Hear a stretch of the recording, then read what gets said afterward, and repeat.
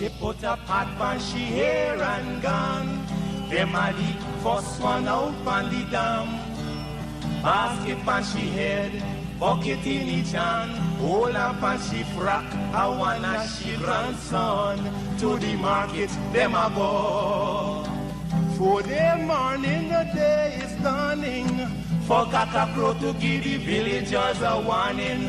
Rise and shine, the birds them a sing. All animal take turn as them join in the waking. Cock-a-crow, dog-a-bark, donkey bray, horse and they even duck-a-quack.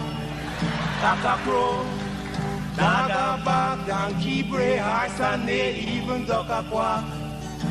Come and hear this sweet story that tell the people about life in the country. All day a back down, me now a come home. Inaga, jackass yard for fetch a load. Cockle shy hand, bag over shoulder, running by his side, a Rexy and Rover. From the farm, them a come. Sun a go down but up the river. Some washing clothes, some folks are bathing at the water. Fisherman, they catch them a bring.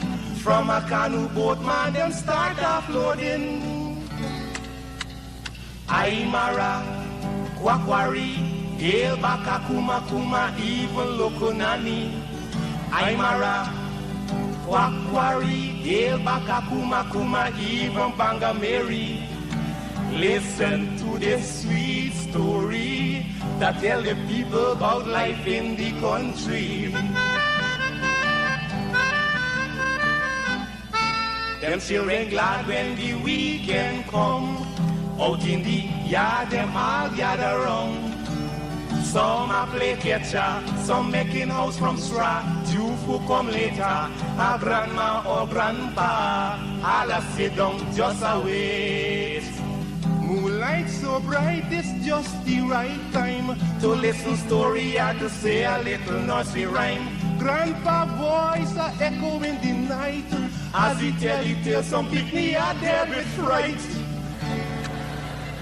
Oh Ligan, Mungeza, Massa Kurma Burra Nancy, even Watamuma.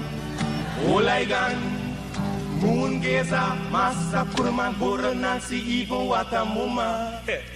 Yeah man, that's the true story that tell the people about life in the country, life in the country.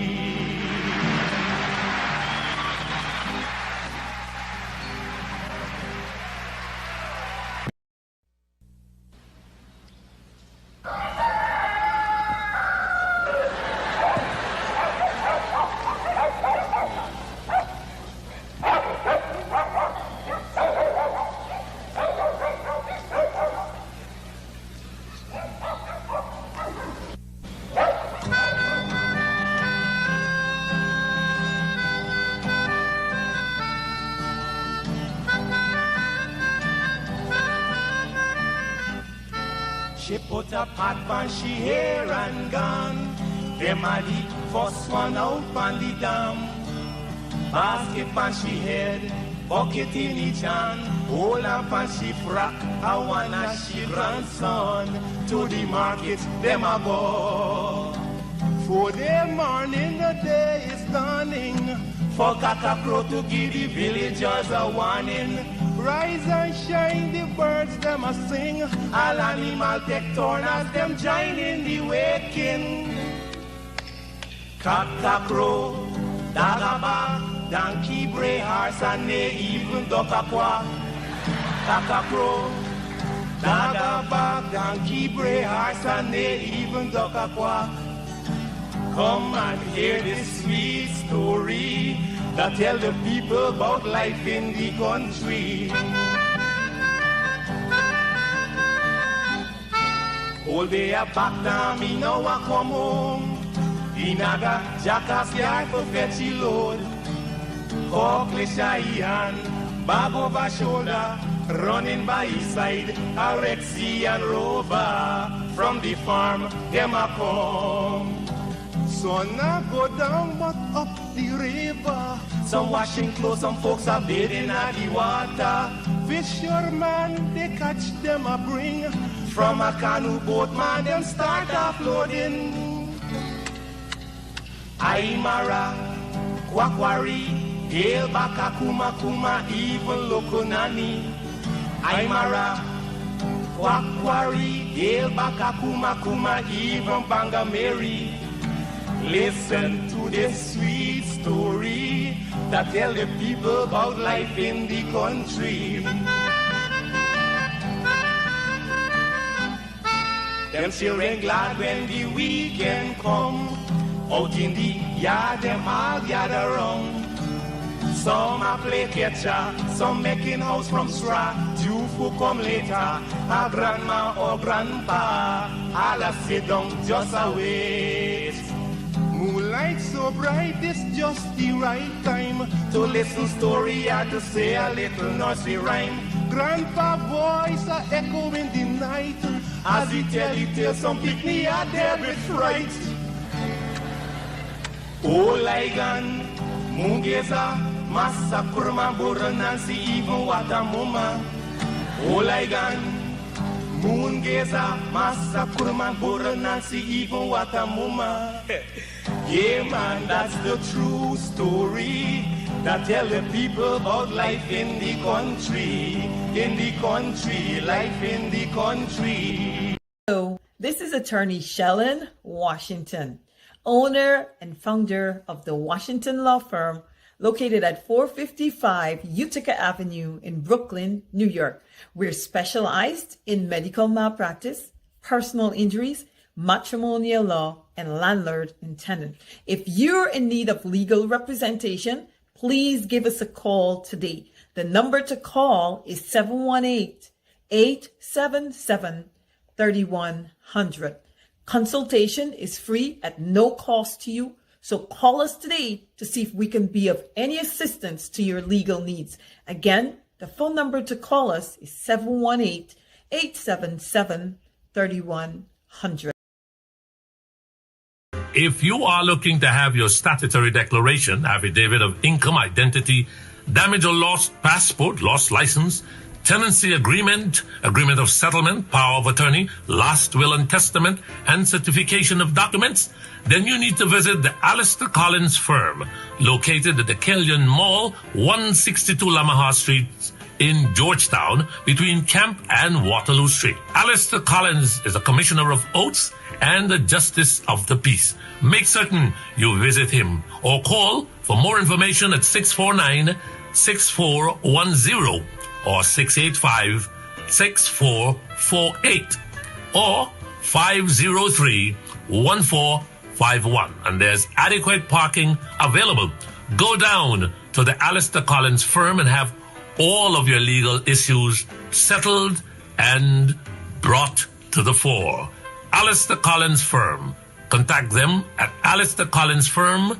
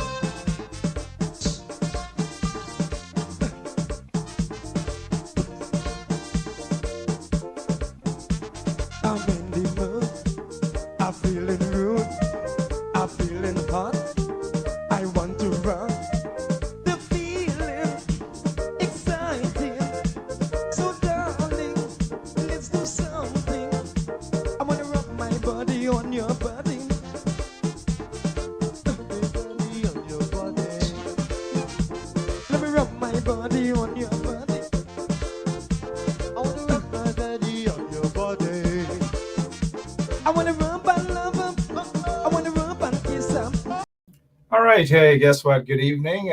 Don't panic. I'm here with you guys. A little bit of hiccup. Dinesh Jaiprashad had a nice program there. He highlighted some very, very important things. So thank you so much for ensuring that you are on every Tuesday The only one who hasn't dropped out of the race in terms of proper programming. And I take my hats off to a member of Parliament, Dinesh Jai Prashad, for a job well done. Thank you so much. Good evening to all of you. Welcome to Straight Up. Lots of things I want to talk about this evening to ensure that we expose the installed regime. We had a slight technical problem there in Guyana with our studio that has since been rectified. Thank you so much for the hardworking team that we have there. Lemon is another one of those folks that we have. Another one of those folks that we have. I've noticed that people are asking for 50 minutes time back, and I don't know where these guys come up with these sort of things. They believe that I might just be a robot. And let me just remind Sherwin Green that I'm not a robot. Sherwin is a good electrician. He has a company. One of these days I'll have Sherwin on to talk about his business, or I'll promote his business. Ezekiel Electrical Company out there in Queens, New York. Support Ezekiel. You go on his Facebook page, Sherwin E. Green, and you'll get to learn a lot about his company. Good evening to you, Sherwin. And now look, Renee Mackenzie Talbot. How are you, Renee? Give my regards to your husband. Hope he is doing fine. Lemon is still on the job. Speaking of Lemon, let us see if we can get him. Let's go straight over to studio. Where is he tonight? He's in Studio B. There we go. Lemon, how are you doing? I'm good. How are you? Good. Thank you so much for showing up. I know before we got to having you connect me and ensuring that everything goes well, let me ask you this. What are your thoughts on this? And I'm not seeing you on camera. It's okay. I know you don't want to show yourself. Don't show yourself. No, I don't want to. Yeah, that's I'm okay. working hard. I don't want to show myself tonight, but some other time. Okay, thank you. But you guys see Lemon is here this evening. Lemon, what is your take on this elections petition and the fact that the PPP is fighting not to have this elections petition heard?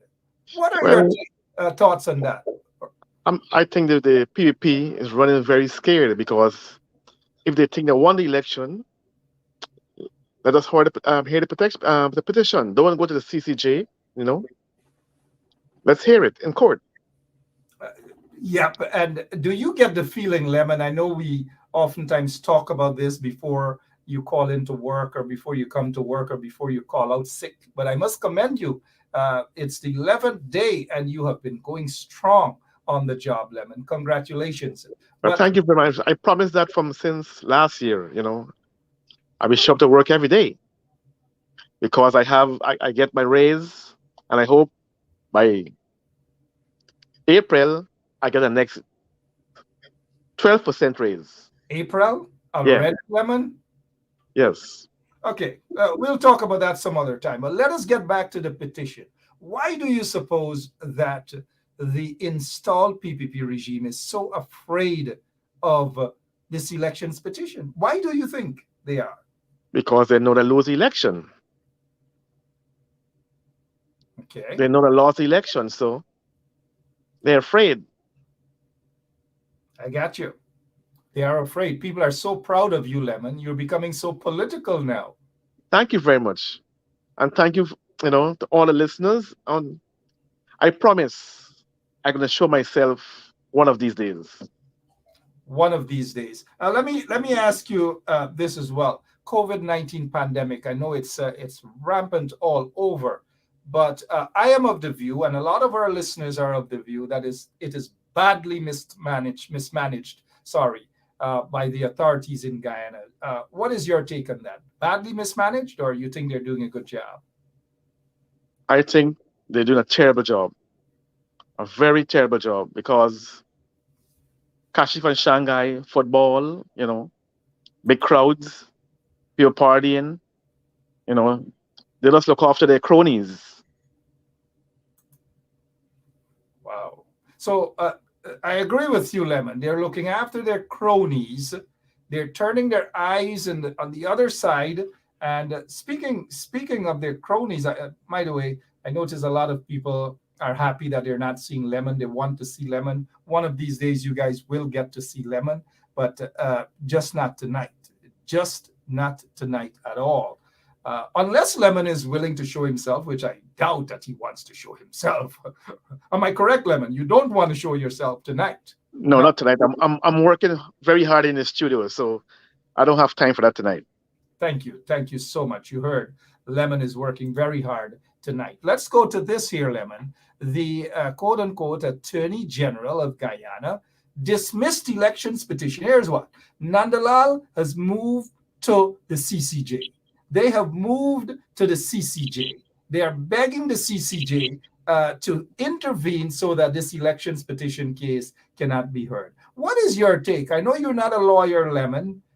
You're lots of things, but you're not a lawyer. What is your thought on what Anil is trying to do here? Well, I don't want to say it on air because I might say something about Nandalala, whatever his name is, you know. Yeah, I got. So I leave that to you to explain. Thank you so much. We you know, thank you guys for listening to me, and I'm going back to work. Thank you so much, and head straight back into the studio there and continue doing the great job that you do here on 107.1 FM. Thank you so much, Lemon. And, thank you very much. Yeah, thank you. Lemon always has something to say. Always has something to say. Notice that, Dennis Atwell, maybe Lemon does do bad things. Where these guys just pop up with these ridiculous things? Bad things like you, Dennis? Bad things like Jagdeo? Bad things like Irfan?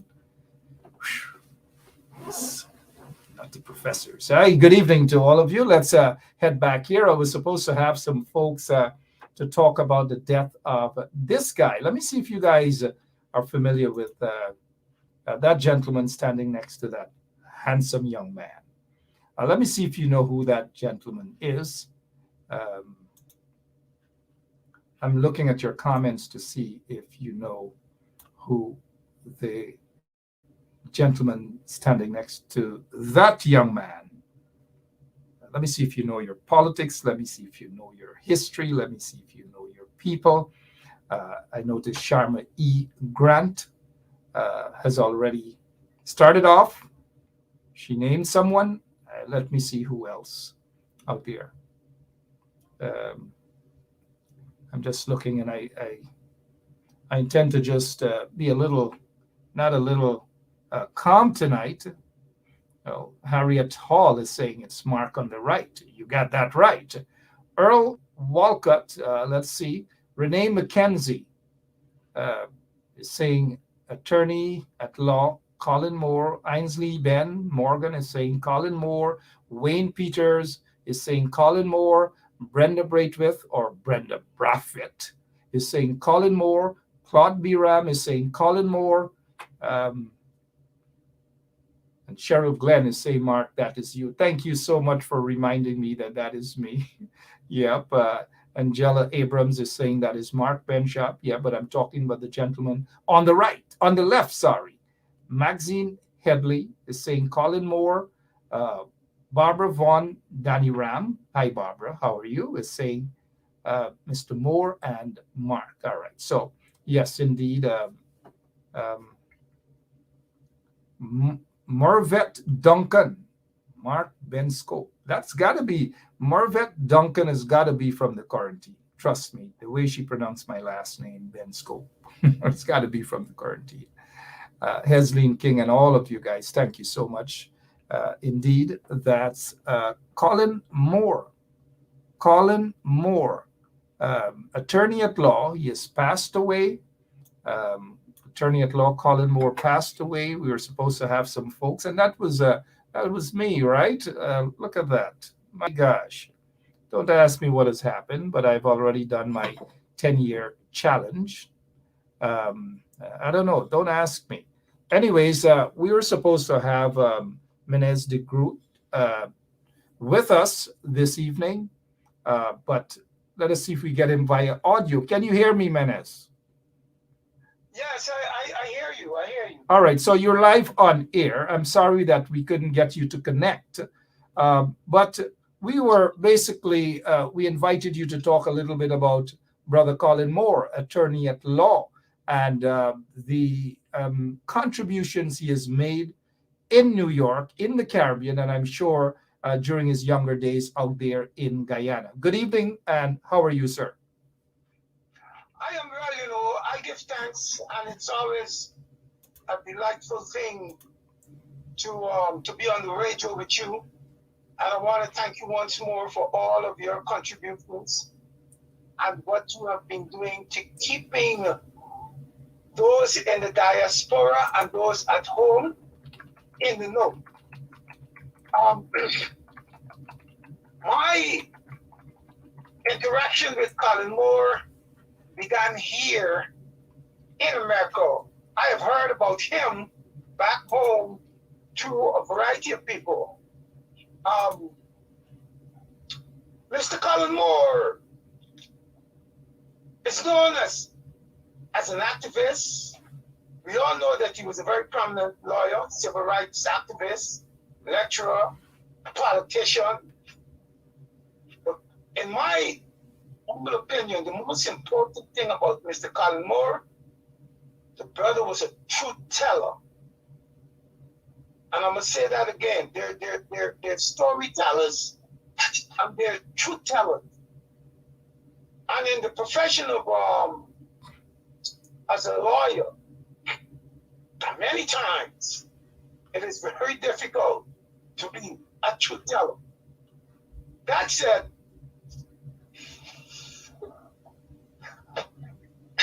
I can't really begin to really express the kind of loss that we would have lost because of his passing.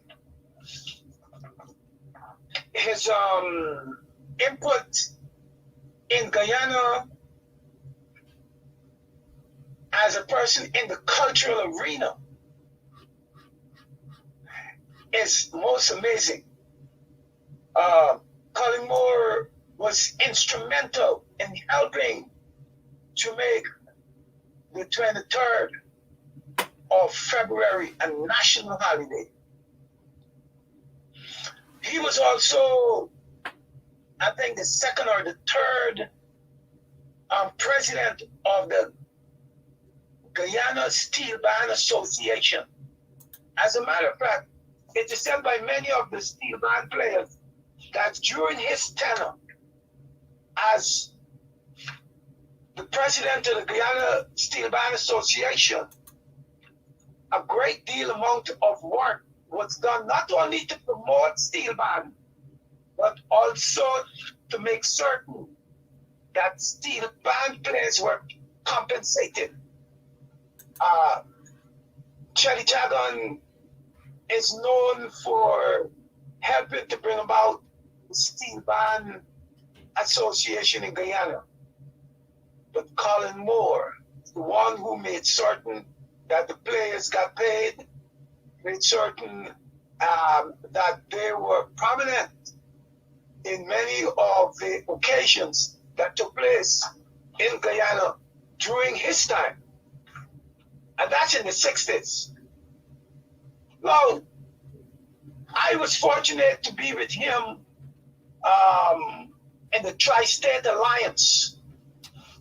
This is an organization that helped to promote Guyanese culture and tradition here in America. And it was a forerunner before the Guyana Cultural Association.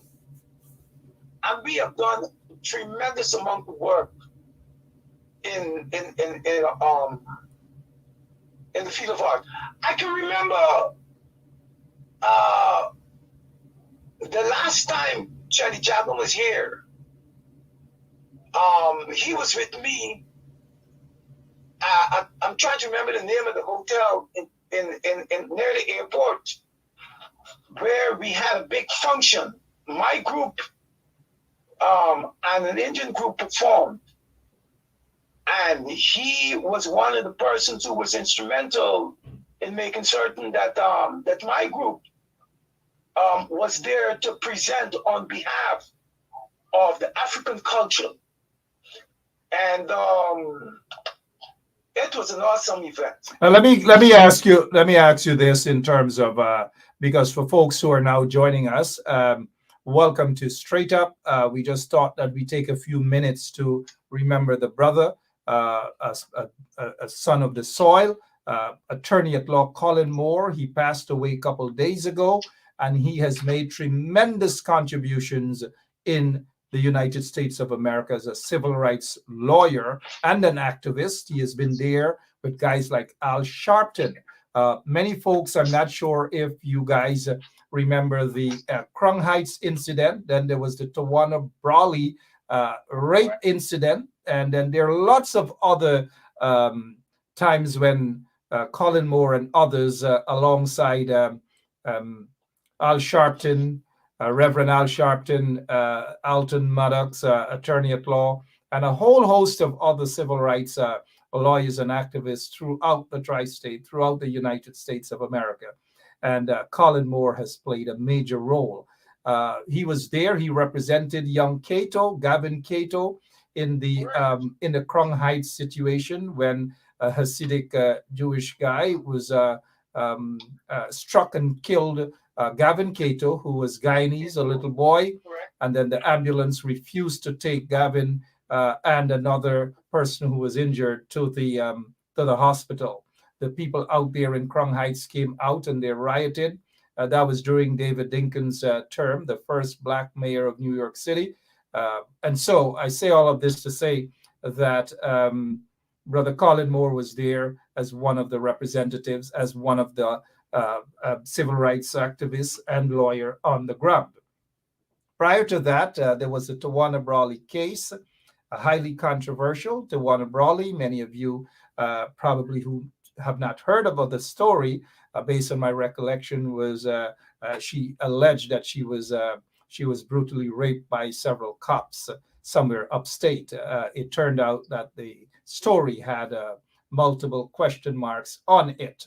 As a result of that Tawana Brawley case, Mr. Maddox and Mr. Colin Moore, they both had their law licenses suspended, and it was suspended for over 20-something years.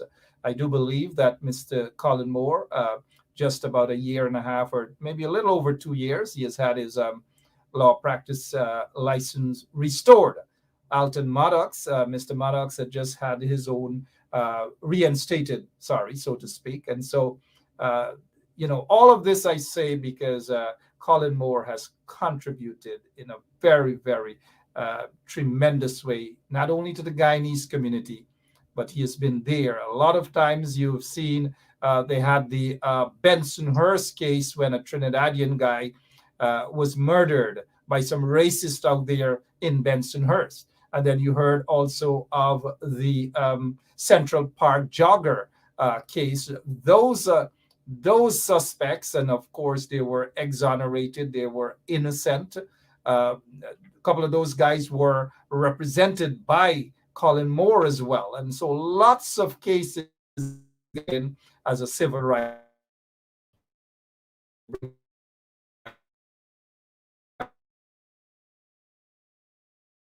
And those cases was pro bono.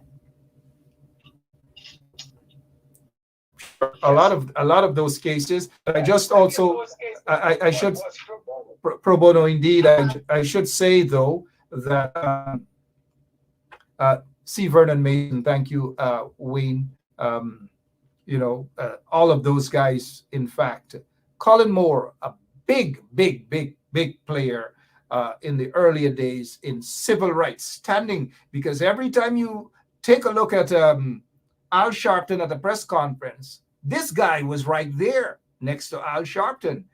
Colin Moore, attorney at law, Colin Moore. You were making a point, Menace. Sorry about that. No, it's okay. No, I just wanted to, make certain that that point was made, that he did many of these cases for these young brothers and sisters whose finances were not. They just couldn't afford it, and so he stepped in pro bono. However, yeah.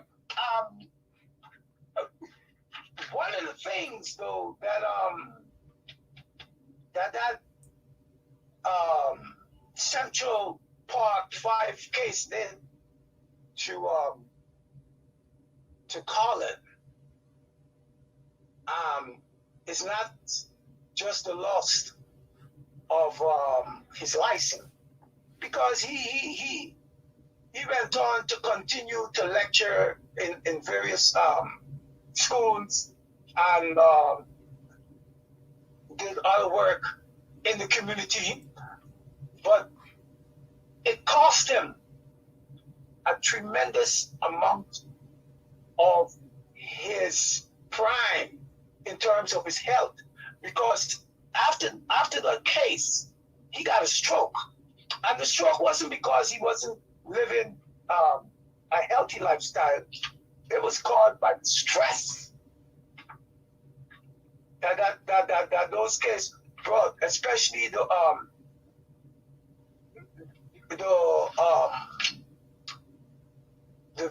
Central Park 5 case. I know that personally because he came to me and we did some things verbally, okay, when he got the stroke, after he got the stroke. So the stress and people like Colin Moore, who have done so much for us and in our community, I felt that the wider community, we did not do him justice. And so anytime I would get the opportunity to make certain that I acknowledge him, I did. And so like 4 years ago, we were at a program. I made certain we had a group picture with him. I posted up, I spoke about his work in the community.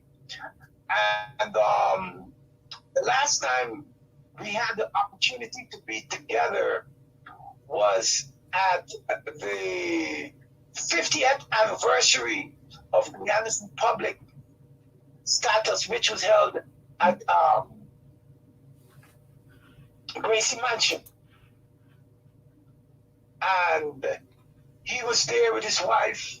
I performed. We spoke. He took some pictures with me, took some pictures with my mother. And we just had a great conversation. He was Menace. He was indeed a champion.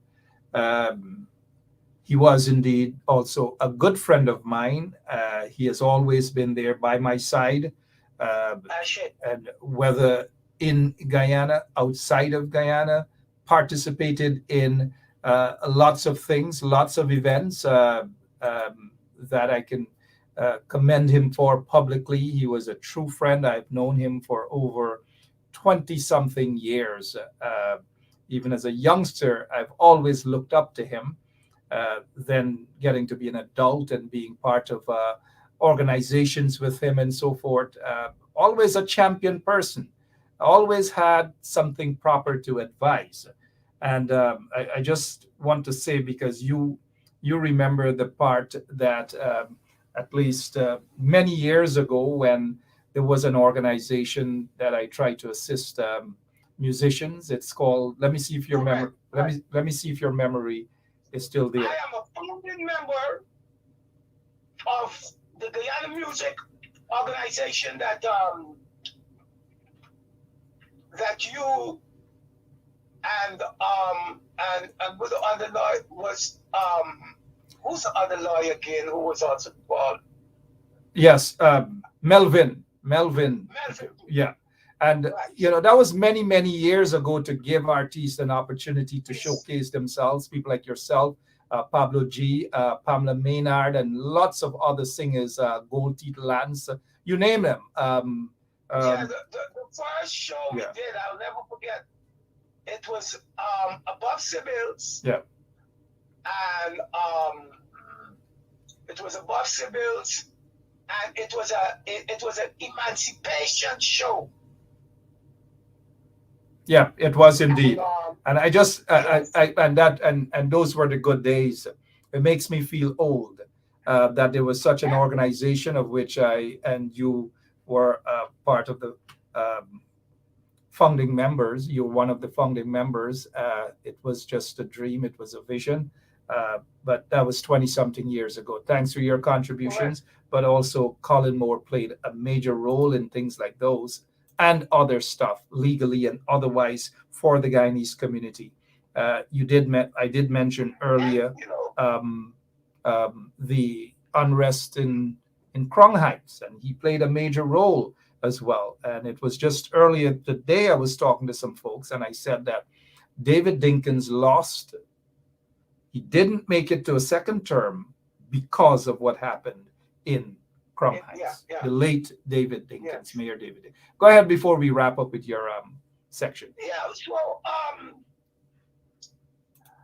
I am just waiting to get some additional information, because I have to make certain that the drums, because he was very strong in his African culture. As a matter of fact, he spoke of his ancestors and their contribution in Guyana, going all the way back to emancipation. Well, Menez, that he's originally from a village on the Quarantine called Manchester Village on the Quarantine, a very strong village in terms of African culture and so forth. Very strong, a beautiful village.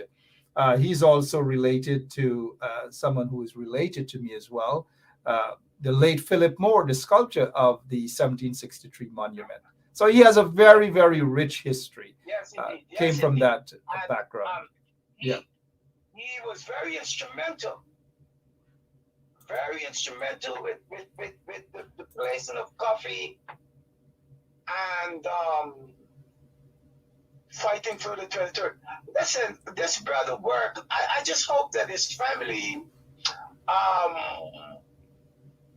have all of his work, and I sincerely think they do. And because we need to make certain that his work is placed where it needs to be. That he has that role, that part in history, because it is very solid. His work, his contributions is not anything out of the ordinary. Also, remember there was this Bernard Getz. I don't know if you remember the Bernard Getz shooting incident in the train where he shot three alleged muggers and so forth. Coming from Long Island. Yeah, so I tell you, I say all of this because Colin Moore's history is not an ordinary history. Colin has been a good friend of mine. He's a good father. He's a good husband. He's a good, son of the soil. And he has contributed tremendously. And I agree with you that he ought to be remembered in a very gifted and respectful manner. Your closing remarks as you remember the late Colin Moore, attorney at law, civil rights leader, and activist. I would just love to say that there are not too many people that I would refer to as a truth teller. Colin Moore is one of them. I think it is either Dr. Clark, Dr. Henry Clark, or Dr. Ben that said that if your education, your academia It's not being used not only to fulfill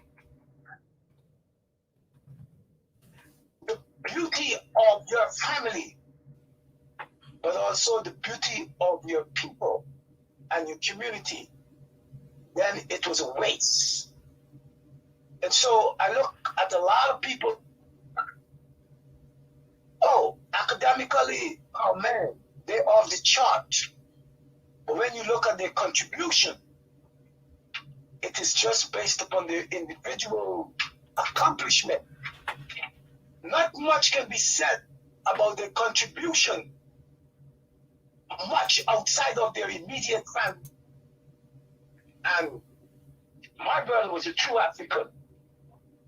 He reminds me of those Africans, those manumitted Africans of Guyana, who after pooling their money together and they bought plantations and built them into villages, then did not quarrel about how much money you put and how much money you put and how much money you put.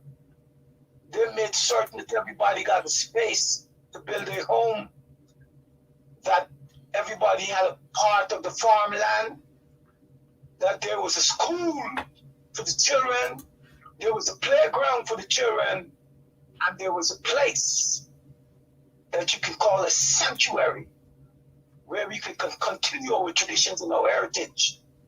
And I place our good brother among those ancestors. I know, man, that they're going to be greeting him with great music and with a few words. Well done, our beloved brother. Well done. All right. And well said, my friend and brother Menez. And thank you so much also for your contributions throughout the tri-state area and Guyana. One of these good days, we will have you on to beat some of the drums and do your thing. Because drumming, you know how passionate I am.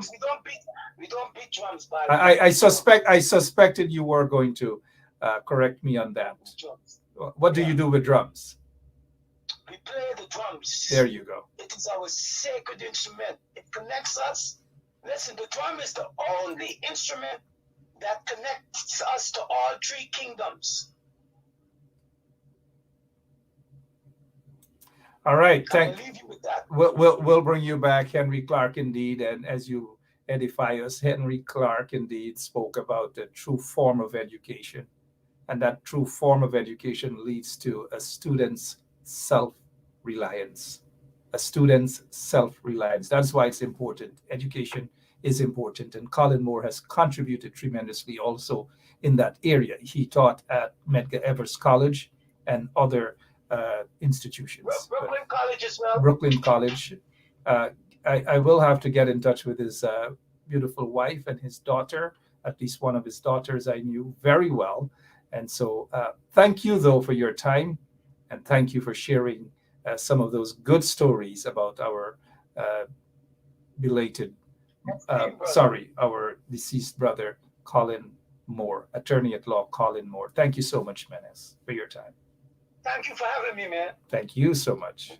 Yeah, sure. All right, Menes there for us. He couldn't join us via our usual setting, but we appreciate the time that he took to be on with us. We just offer a moment of silence for Brother Colin Moore. He deserves that and more. 30 seconds.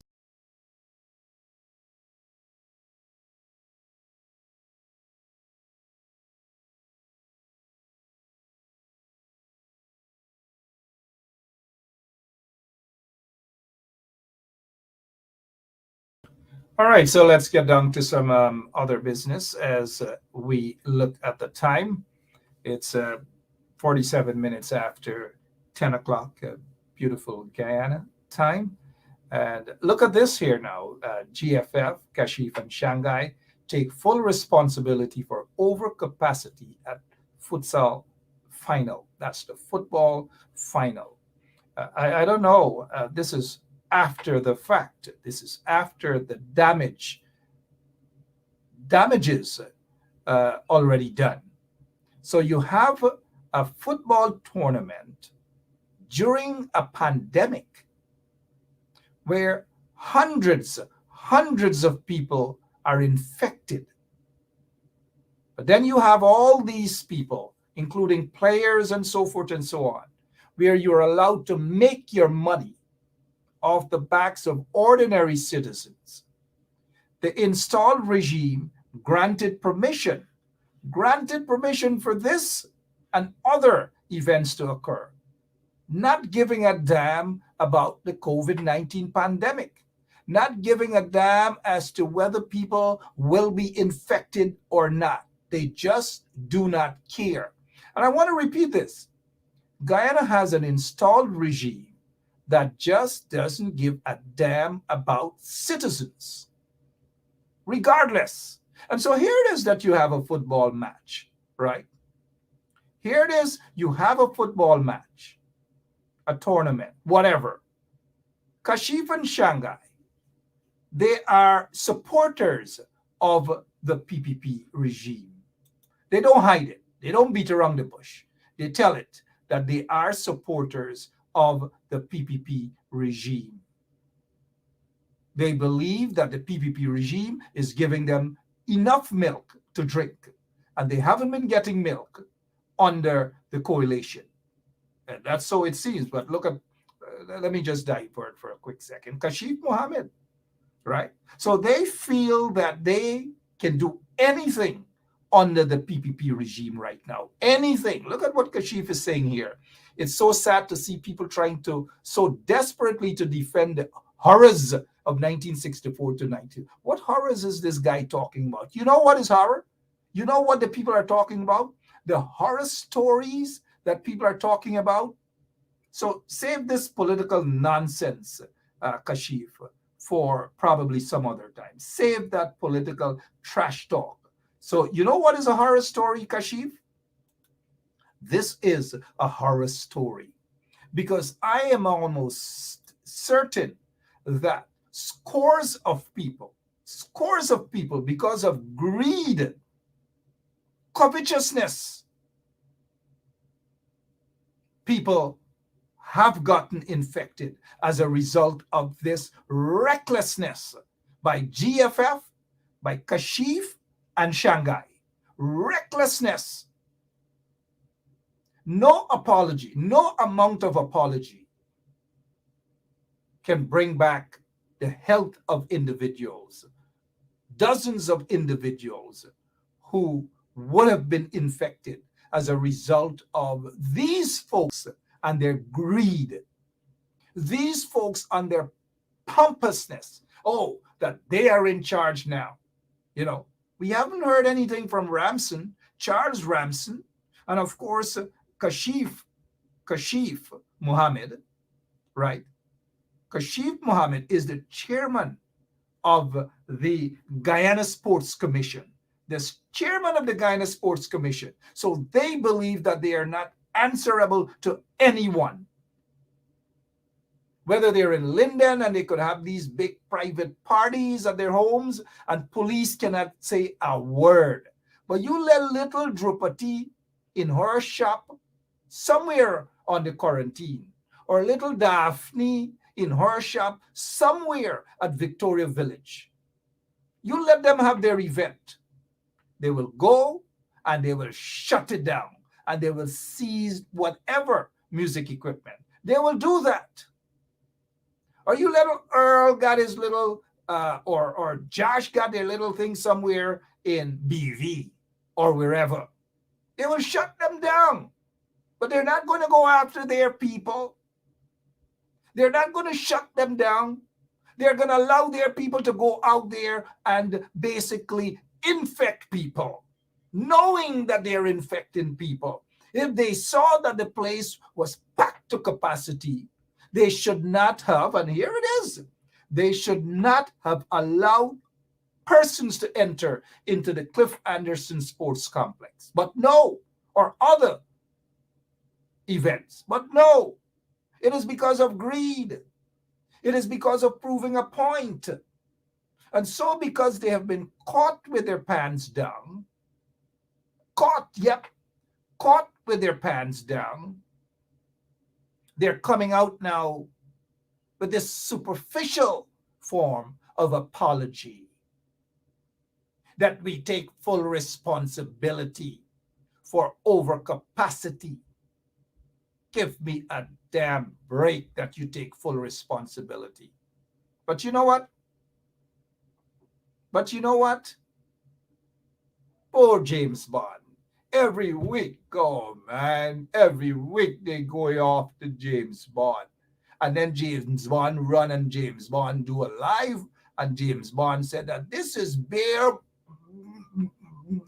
Oh, poor James Bond go on and on and on and on. And them in showing James Bond no respect, right? Make James Bond go and hold his live, right? You know James Bond got a Bajan accent, right? Or what, I know what kind of accent he got. But he spent a year or two in Barbados or somewhere when he attended law school. But that Bajan accent, I think, ain't going away from James Bond for nothing. Going out loud, right? Good evening to James Bond. But no, seriously. So they ignore those guys and they go right after James Bond and others. No matter how much James Bond flirt with his umbrella and all these things, these people are just shutting down James Bond. And then James Bond come and James Bond does his live and James Bond say, if y'all go right now over to Hard Rock Cafe open, but it's shutting right down. And then he playing nice little music in the background, the reggae music, and the boy. You go, James Bond. James Bond, you got to learn, but them people, them ain't gonna respect you. They're gonna keep shutting you down. No matter how much you hold the umbrella for friends and so forth, or no matter how much you promise to wash the feet of your friends and these people, James Bond, remember, these people do not respect you. They will keep shutting you down. And I make this point not to laugh at James Bond that they're shutting him down, but to show that they have no regards. James Bond, they have no regards. Bro. All right. So, but they're going around the place. They're shutting people down, shutting businesses down. Whether in Belvedere, the small man, they're shutting them down. But people like Kashif and Shanghai, they're going to shut them down. They're there. They're pawns of the PPP. And so they're going to make as much money and mischief as they possibly can. They will do that. So in the voice of James Bond, y'all don't come for me, you know. James, good evening, man. Good evening to James Bond. At least people like James Bond, you know where they stand, right? You know what side they're on. You know what they're about. And tell it like it is. Good evening to all of you. What time it is? It's 56 minutes after 10 o'clock. What else we can talk about? Let's get back. I know Lemon started off with the petition, but I want to, oh, there we go. Mike Pompeo tells the Post how he lost 90 pounds. 90 pounds. Look, that is Mike Pompeo, you know. Mike Pompeo. This is not a 10-year challenge photograph. This is a 10-hour or a 10-day challenge. Look at it. Big strapping Mike. Look at Mike now. Can you recognize Mike Pompeo? I mean, I don't know, whatever it is. He's looking at least a little fatter than a Jack Deal, because Jack Deal looked kind of worse than this. But look at Mike Pompeo. I don't know. I'll check some of your comments out about what your thoughts are, but I don't know. Mike Pompeo. Look at that. Look at that. Mike, in the voice of James Bond, what's happening there, Mike? Right? What's going on?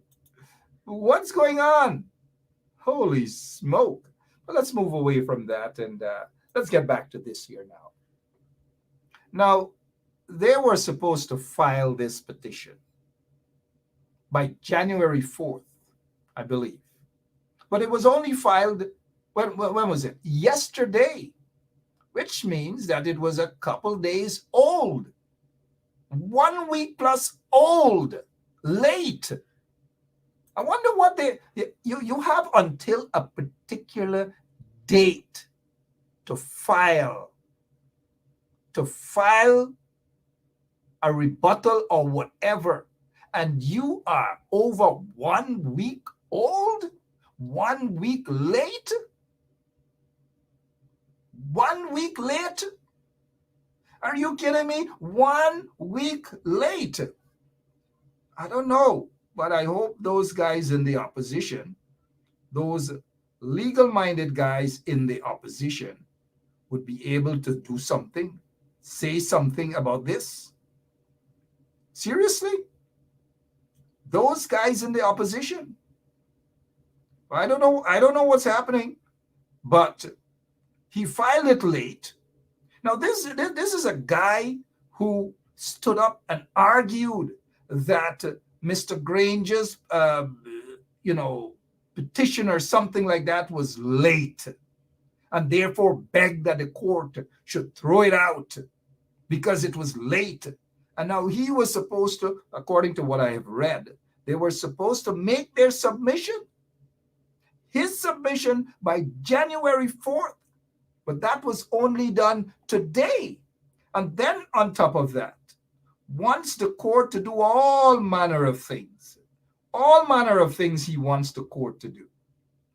I don't know what he wants the court to do, according to the news. He is seeking an order from the appeal court to further stay its 21st, 2021 decision pending. In other words, he wants it to stop. They mustn't say anything. They must cease operation until the conclusion of the case in the CCJ. Now, we don't know when the CCJ is going to hear the matter, but this is a very guy. This is the same Anil Nandalal and the same PPP who felt that and who argued along with their friend Mike Pompeo and others that too many appeals. Get on with the thing. You heard Mike Pompeo when he bragged and he behaved as though he's a goddamn king. And when he spoke as though somebody gave him some goddamn transport for Guyana, right? And he said, come on, get over it, and judges and the judicial system and threaten those judges and so forth. In a not so subtle way. Because if they cannot have that process, we are in a country where the judiciary cannot perform its functions, because someone outside who believed that they got a goddamn transport for Guyana telling people to just hurry up and get on over with, just count all of the votes, whether they're rotten votes, whether they're good votes, whatever votes, count all of them. What a shame and a disgrace of a human being. This is the same guy, same Mike Pompeo, believed that people were stupid. I'll get back to Anil shortly, but I want you to hear again. Sorry, I've sung a little bit like Obama. I want you to hear again. Well, how this guy is reckless, even in the United States of America. After Joe Biden won the elections, this guy, Mike Pompeo, I don't know what state of mind he was in, whether he was puffing anything or inhaling anything, I don't know. But look at his behavior. He was actually saying that even though that Biden won the elections, it was declared, it was certified, and everything. This is what Mike Pompeo said. Reckless. And if you listen, and when you listen to what he said there about the US elections, just imagine what that guy did to wreck democracy, to wreck transparency, and to wreck free and fair elections in the Cooperative Republic of Guyana. Mike Pompeo. Mr. Secretary. Hi. Is the State Department currently preparing to engage with the Biden transition team? And if not, at what point does a delay hamper a smooth transition or pose a risk to national security? there will be a smooth transition to a second Trump administration. All right, we're ready. The world is watching what's taking place here. We're going to count all the votes. When the process is complete, there'll be electors selected. There's a process. The Constitution lays it out pretty clearly. The world should have every confidence that the transition necessary to make sure that the State Department is functional today, successful today, and successful with the president who's in office on January 20th, mid-afternoon, will also be successful. I went through a transition on the front, and I've been on the other side of this. I'm very confident that we will do all the things that are necessary to make sure that the government, the United States government, will continue to perform its national security function as we go forward. So you believe there's widespread voter fraud, that the reports that we're getting from Pennsylvania, from Michigan, showing vote totals in massive leads or significant leads with 99% reporting are going to be overturned, and that the United States failed to conduct a fraudulent free election? Rich, I'm the Secretary of State. I'm getting calls from all across the world. These people are watching our election. They understand that we have a legal process. They understand that this takes time, right? It took us 37. It's sickening. Sickening. People are calling him from all across the world, that they understand that they have a legal process. And that legal process takes time. But not for Guyana. Not for Guyana. Only for Mike Pompeo and his thirst for power. And even after Joe Biden was democratically elected, Mike Pompeo, and his cohorts were talking about a second term of a Trump administration on January 20th, 2021. What a shame and a disgrace. Mr. Secretary. Hi. Is the State Department currently preparing to engage with the Biden transition team? And if not, at what point does a delay hamper a smooth transition or pose a risk to national security? There will be a smooth transition to a second Trump administration. All right, we're ready. The world is watching what's taking place here. We're going to count all the votes. When the process is complete, there'll be electors selected. There's a process. The Constitution lays it out pretty clearly. The world should have every confidence that the transition necessary to make sure that the State Department is functional today, successful today, and successful with the president who's in office on January 20th, mid-afternoon, will also be successful. I went through a transition on the front, and I've been on the other side of this.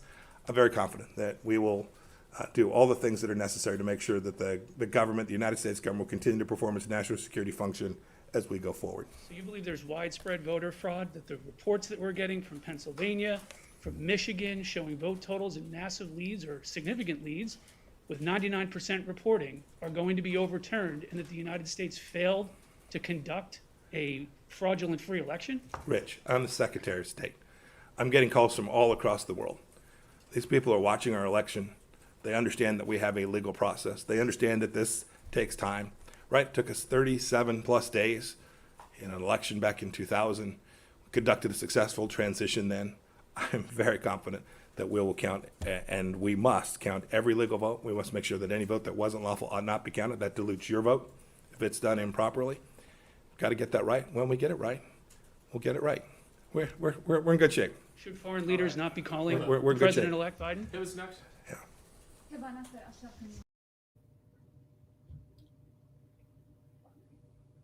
When every legal vote is counted, every legal vote is counted. Every legal vote is counted. Wasn't that what the coalition were actually saying? Was that what exactly what Keith Lowenfield did? This guy Keith Lowenfield, is not exactly what he did. Counted all of the legal votes, every single one of the legal votes, and those the final count came out after those votes were scrutinized during the recount process. The PPP operatives were there.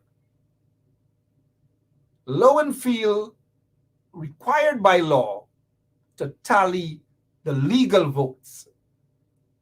That is what Mike Pompeo wanted for elections in the United States. But that's not what he wanted for elections in Guyana. He wanted the legal process to take its time. But that's not what he wanted for Guyana. The legal process should not take its time. He was God. And so he knew when that was exhausted, and in a subtle way threatened those judges. I know of judges who felt threatened. I know of senior operatives, very, very senior operative at GCOB, who felt threatened. Did that change the outcome of that person's thinking and that person's belief back then about the PPP and allegations of rigged elections by these guys? I don't, sorry if I'm probably confusing you, but I do know of a senior operative who felt threatened by Mike Pompeo. Now, does that, or did that have anything to do with that person's final decision? Only time will tell. I know a lot of you want to hear the truth. I don't have all of that information at hand, but I do hope that those who have that information would someday step forward and speak what really transpired and why the PPP was installed, why the PPP was actually installed. And now, here is what. The PPP doesn't want people to say that they're installed. They want folks to say that they are legally, or they were legally. There's not sufficient evidence to substantiate that they were legally elected. But there's sufficient information to go by the fact that they were installed. They were installed because of powerful people connected to powerful oil companies, including Mike Pompeo. You oftentimes hear the term, Guyanese love this kind of thing, They love a bacchanal, they seem to have this crystal ball in their hands. So when you take a crystal ball and you put it in their hand, they know who's a sellout, who's not sellout, who this, who that. Hey, don't make joke with Guyanese, They know more about you that you don't know. They know, look, you can't stop loving Guyanese. We just love them. But what I do know is that these people are wrongfully accused, in my opinion. There is absolutely no evidence to substantiate any accusations against these three individuals. Now, look, this guy, Townsend Daraway, is asking a good question, and I agree with this question. Mark, why didn't Granger stand up for the Guyanese people? That is a question that David Arthur Granger can answer. I do believe, and I have said this before, that we need to find out, and the only person who can talk to us about what really happened is David Arthur Granger. I don't know what else I can say. Well, maybe sometime you would probably be able to do that. But I agree with you, Townsend. 1,000 times. I agree with you on that. A lot of people want to know exactly what happened. Should David Arthur Granger go to the chancellor and stop the chancellor from swearing in someone else? Should the people have protested and in their numbers to stop the chancellor from swearing in someone else? Should the people have stopped Claudette Singh from making a final declaration? Lots of things, lots of questions, lots and lots of questions. I see Piri, a lot of irrelevant things. Who is toy soldier and who is not toy soldier? I mean, we got to move beyond, we got to move beyond these sort of things, man. We got to be more objective as a people, right? We really have to be more objective as a people. Chavez would stop. Fidel Castro will stop. Read up a little more about history, whoever Piri is. All right, so let's get back to you guys. You have a co-host tonight, right? Say hi. Say hi. Say hi. Give that a kiss and you run away, right? Kiss. Good.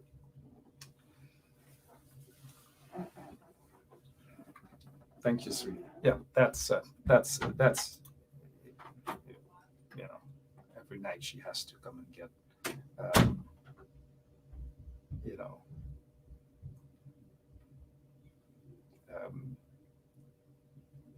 whoever Piri is. I don't know who Piri. People get different profiles. For all you know, Piri could be some, you know. That's correct, Wayne Peters. I agree with Wayne.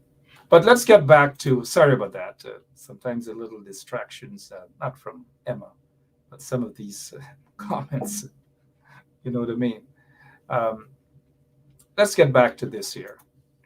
So Nandalal moves now to the CCJ. He wants the CCJ to stop all.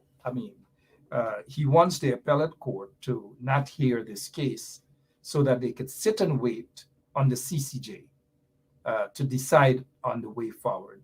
Now, Anil Nandalal is saying that it's because of public's interest that the proceedings before the appeal court be stayed pending the determination on the intended appeal by the CCJ, the final and apex court of Guyana. Now they know that, right?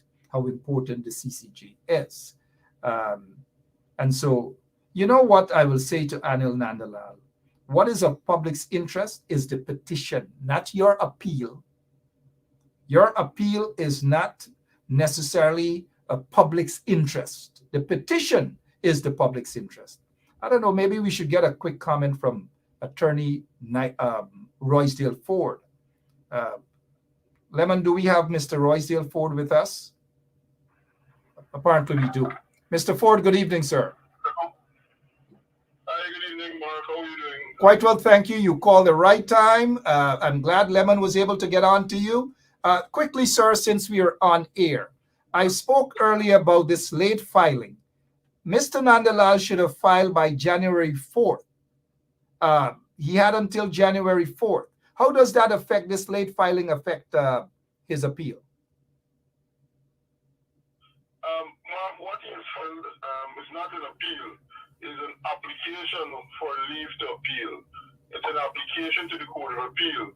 So we haven't gotten to the stage of filing an appeal as yet.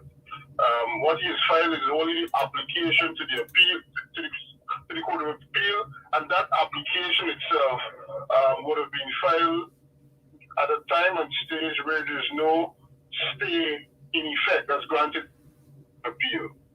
All right, so break that down for the small man. He has missed that deadline, in my opinion, deadline as of January 4th. How much of an impact that would have?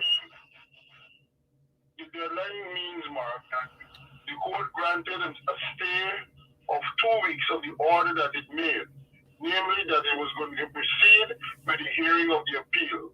So after that 2-week period, the Court of Appeal would have been capable of proceeding to hear the appeal. But he has filed belatedly outside of the 2-week period an application for leave to appeal to the CCJ. So the Court of Appeal will now have to consider his application at the time when the Court of Appeal could also decide to proceed to hear the appeal that is currently before them. All right. Have they sent a date as to when they expect to start? No date has been set as yet, Mark. None whatsoever. One other thing quickly I want to ask Senior Counsel Roysdale Ford, Member of Parliament with us on the phone. What's the situation? I know there are lots of supporters of the coalition have been anticipating an injunction with that oil bill. that so-called that oil bill that was tampered with by Jack Dew and his cohorts. What's the position from a legal standpoint? Mark, the position is that together, myself and a team of lawyers throughout the Commonwealth in different parts of the world, that we're currently preparing and reviewing certain legal precedents and documents. And it's a heavy task, but we're up to it and we're currently going through that process. It's quite time consuming, but that's what we're doing currently. It's not as if we have forgotten that issue, but we're working on it currently. All right, well said on that. Now there are two elections petitions. Give an update on the other one, petition 30, I believe. No, that petition, there's petitions 88 and 99. And 99. Good. Give an update on 88. Yes. Well, 88, Mark, is we're waiting similarly on the court repeal to fix a date for a hearing. I anticipate that coming out of the Christmas and year-end period, that petition, that appeal will be heard within the first quarter of this year. So we will be proceeding with that also. So even though they have filed an application or expressed an intention to appeal the CCJ in relation to that one, the petition number 99, I expect the other petition to proceed towards a hearing quickly. All right, because these are elections petition, they should be on top of the agenda, right? On top of the list to be heard. Your take? Yes, I agree, Mark. That is the expectation and that is the general understanding of the treatment that they should receive from the court. All right, thank you so much. Is there any other legal matter that you may want to bring to the public's attention that I may have failed to ask you before you go, sir? No, not at this stage, Mark. Not at this stage. What is your take on this COVID pandemic situation and the reopening of schools? Mark, I believe that the government's position is irresponsible. The daily rate of increase of the COVID pandemic in Guyana, the spread of the COVID virus, is extremely worrying. I believe that the schools and the children that attend these schools are not safe. And the policy of continuing to have the schools open, have the children attend school face-to-face learning, it is highly irresponsible. Personally, and on behalf of my party, we do not support putting our children, our school children, and the teachers in harm's way, especially in a health system that is incapable of providing prompt and efficient health care to the citizens. Well said, Attorney at Law, Senior Counsel, Member of Parliament, Roysdale Ford. One final question before we go for now. The death of Mr. Boston out there in Essequibo, a couple months ago, shot and killed by members of a SWAT team. Are you surprised that today, no charges, no nothing, no justice for the family, sir? I'm not surprised, Mark. I'm not surprised that the government has once again failed to keep the promise of dealing and addressing the issue and the scourge of extrajudicial killing. The promises made by the president and the government, going back all the way to the Henry boys and the Harrison family, all the way to the numerous persons, I think it's over 20 to 25 of them, who would have died as a result of extrajudicial killings. There have never been any proper investigation over the past year and a half. So what is happening, though it is sad, it's a disturbing development. I'm not surprised at all that the government has failed to properly investigate this matter. The last I heard of it, I learned a few days ago that the file has finally made its way to the direct public prosecution. I think that it is quite in itself an embarrassment for the country as a whole. All right, quite an embarrassment. Senior Counsel, Roysdale Ford, also Member of Parliament. Thank you so much for your time, sir. Appreciate it. Stay safe. Thanks, Mara. Good. All right. That's Attorney at Law Roysdale Ford. Just setting the record straight on these legal matters. The petition 99 and petition 88, they're still before the Court of Appeals, right? And people want to hear these matters expeditiously. It's in the public's interest. All of us want to know whether the elections, or who rigged the elections, not whether the elections were rigged or not, but who rigged the elections. And I guess by now we all have an idea as to who did that sort of rigging to be installed. The personal assistant of Mr. Lowenfield was sacked today. He was fired because they're claiming that he erased data from his computer. All these frivolous accusations. It wasn't proven in court that that young man, Hertzberg, I believe his name, Hexberg, that deleted data. It was never proven in court, but yet GCOM decided on its own that he deleted data, and so they fired that young man. When are these things going to stop in Guyana? When will they stop? Michael Reed, this is what Michael Reed is saying. We need to hear who rigged the elections. Bring your evidence, PPP. I agree with you, Michael. Who rigged the elections? We all want to know. Who rigged the elections? Now, again, before I go, again, I ask this question. Why do you suppose that they're targeting, or they have targeted, these folks? They jumped up. They want to give this impression, create this impression that these people rigged an elections, that these people are the riggers, when in fact there is no evidence, and they're persecuting these people. They are persecuting these people. Lowenfield, right? They are persecuting him. Lowenfield, they're persecuting him. Miss Roxanne Myers, they're persecuting her. Mr. Mingo, oh, he became the boogeyman from the beginning. They were just, it was as though they were waiting for that moment. God in heaven knows what exactly this guy did. I don't know. But in an elections petition, all of these things and more will come out. But the PPP, no one no elections petition. They don't want no elections petition to be heard. They don't want those things to be open up in the courtroom. They don't want the SOPs to be shown in the courtroom. So all Abigo get to understand what really happened.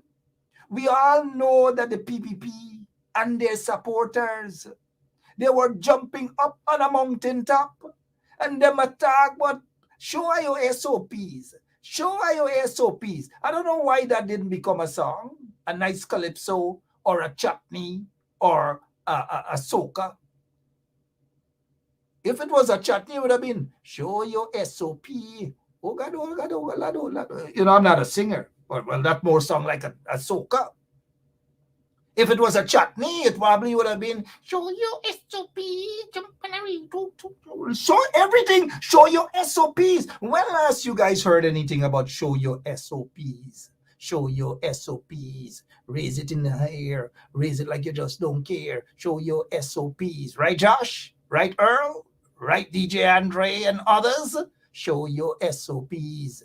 And you turn around and you wiggle, show your SOPs. Wiggle again, show your SOPs. Wiggle again, wiggle, wiggle, wiggle, wiggle, wiggle, wiggle. And so they don't want that to be shown. They don't want wiggle, wiggle, wiggle, wiggle. They don't. These people are mockery. These people are jokers. What SOPs? They no longer want to talk about SOPs, right? They don't want to talk about SOPs because they know once the SOPs are sprawl off in court, sprawl off, right? They know that they're the ones who are going to be embarrassed. They know, quite possibly, mind you, that they are the ones who will be exposed.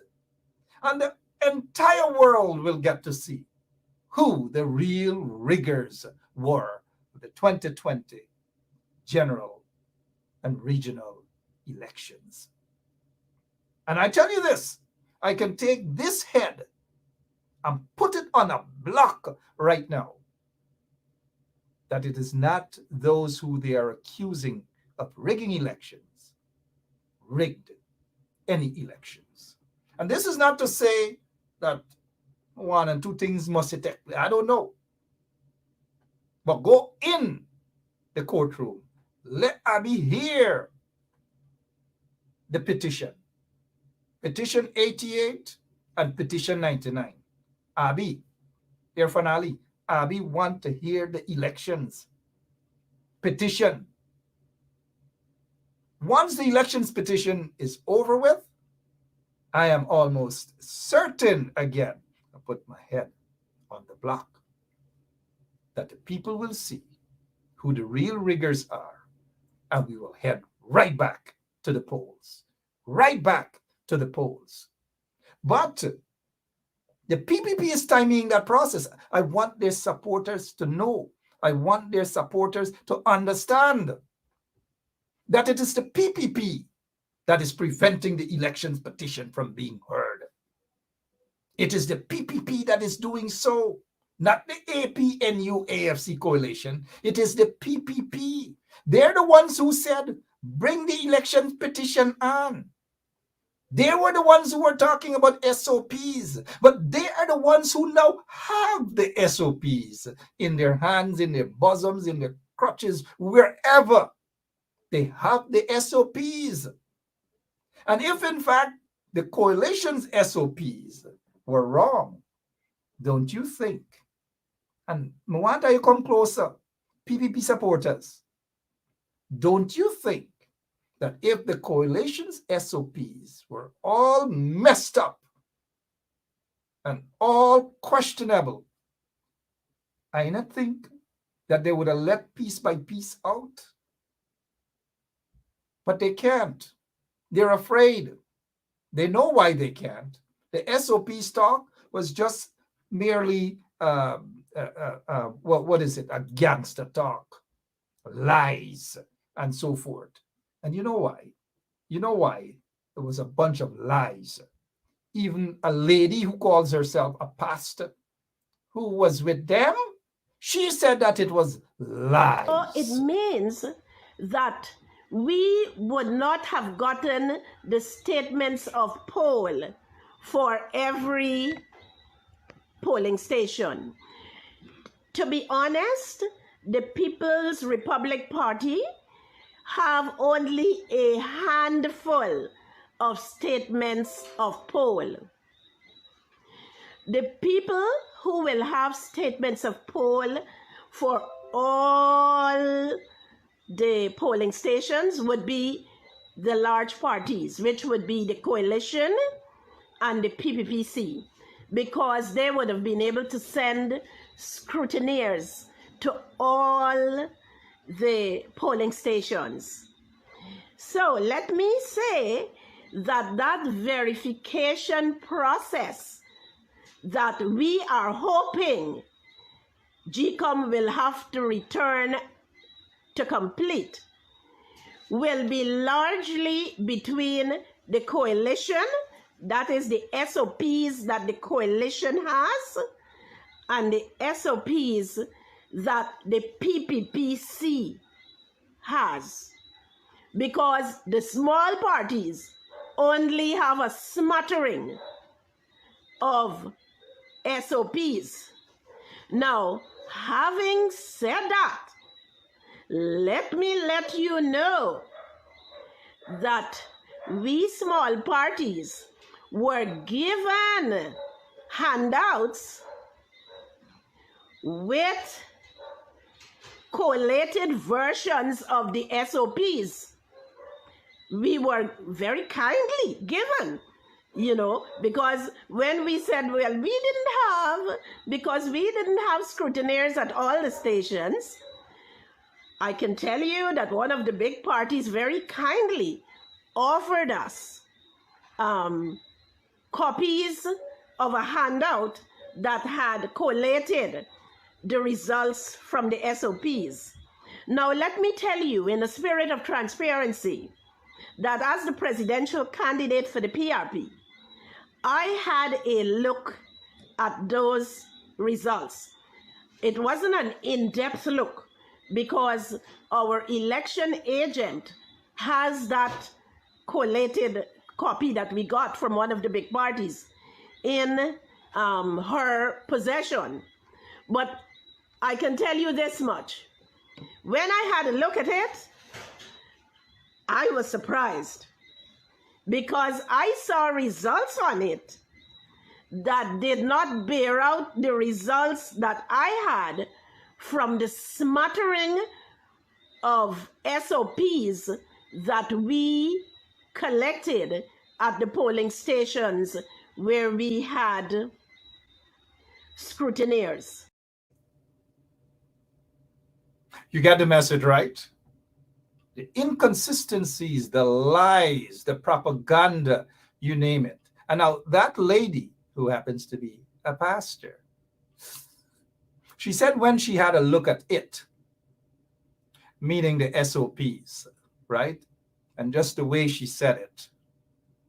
When I had a look at it, the SOPs, and she compared what that big party, one of the large parties, give to her. Obviously, it was the PPP. I can put my head on the block that it was the PPP. Because if it was the coalition, she would have made that public and say, the coalition, give me it. It again, right?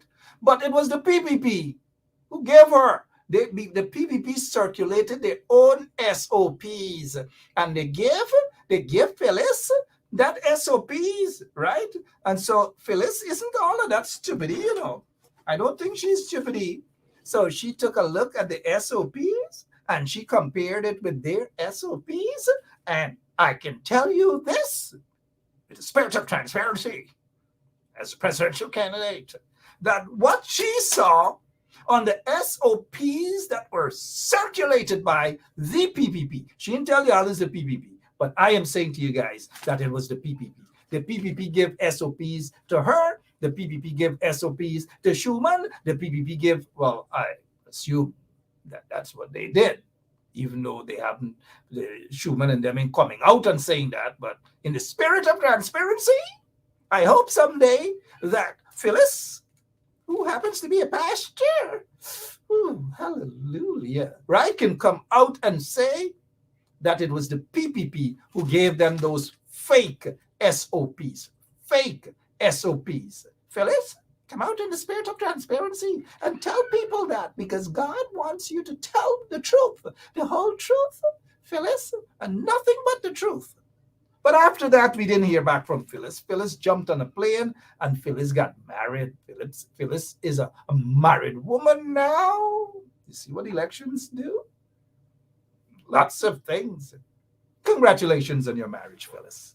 But tell the truth, the whole truth, and nothing but the truth. Do I get an amen from all of you?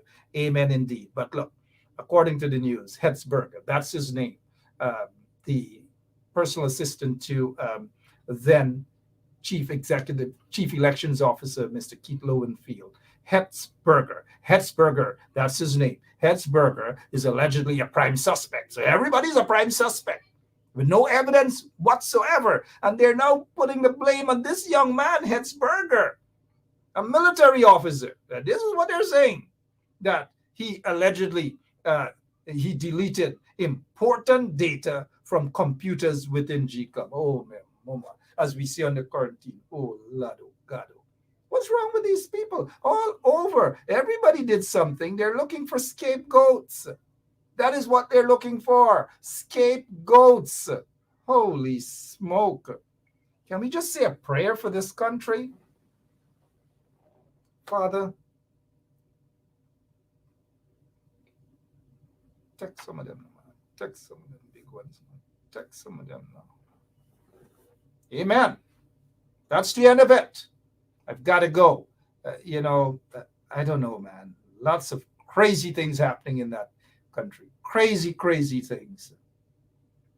Crazy big jam session with hundreds of people, football session, all these sort of things just happening in that country.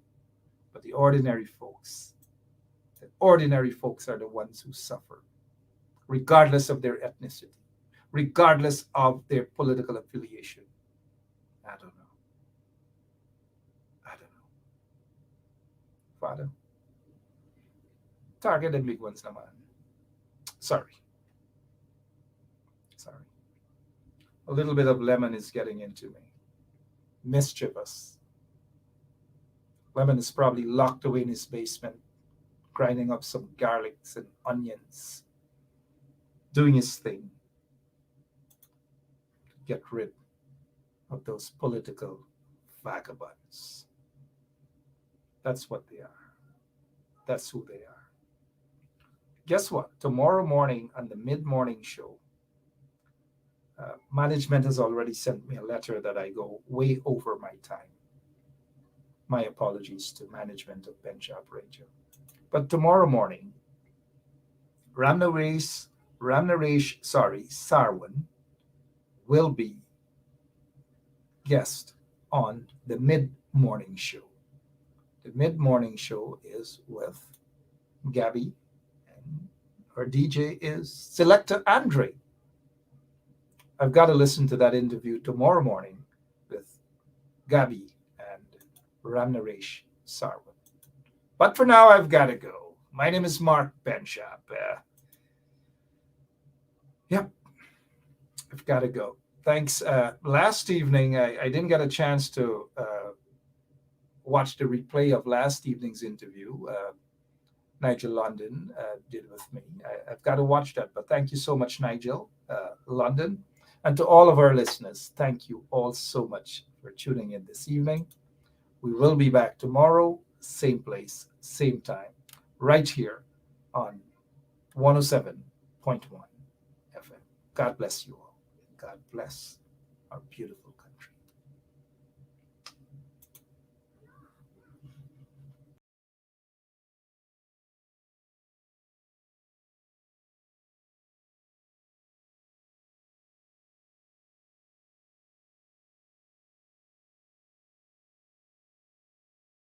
Hello, this is attorney Shellen Washington, owner and founder of the Washington Law Firm, located at 455 Utica Avenue in Brooklyn, New York.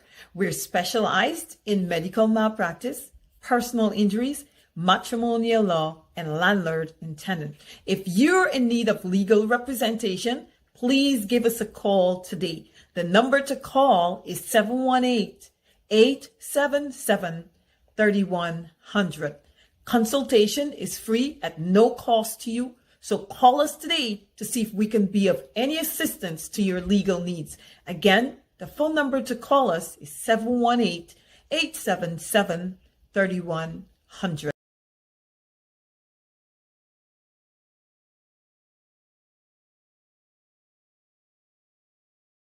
What is the difference between the ordinary thief and a political thief? Number one, the ordinary thief steals your money, your bag, your watch, and your jewelry, isn't it? But the political thief steals your future, your career, your education, your health, and your business. Number two, the hilarious part is that the ordinary thief will choose whom to rob. But you are the one who choose the political thief to rob you. Because we choose them. We vote them. We blindly say we are not blind. Who is deceiving who?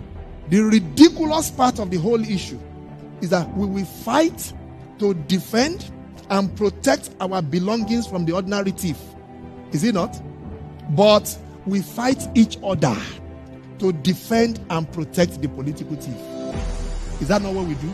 Thugs will be fighting themselves to protect those that are stealing our career, stealing our joy, stealing our health, stealing our success. What a shame. What a travesty. It calls for us to think and think deep.